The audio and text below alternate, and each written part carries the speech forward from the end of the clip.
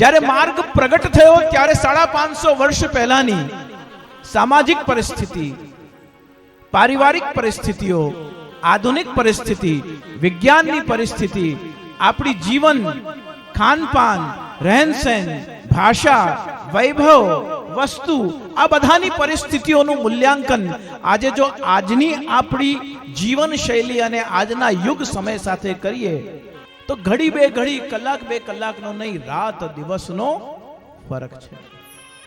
આપણી 2 પેઢી પહેલા આપણા માતા પિતા અને આપણા દાદા દાદીને પણ કલ્પના નહીં હોય કે મારી સંતાનોને એર કન્ડિશન વગર ઊંઘ નહીં આવે. એ સવારે ઉઠતાની સાથે બ્રેડ બટર ખાશે એવી કલ્પના પણ નહીં હોય.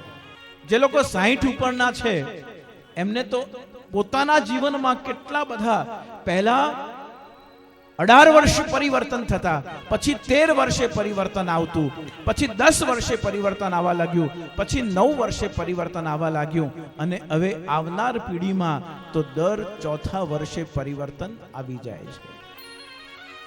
વિચારવાની શક્તિ, સંબંધોની લાગણીઓ, એમાં થતા ફ્લક્ચ્યુએશન્સ, આ બધી 21મી સદીની દેન છે.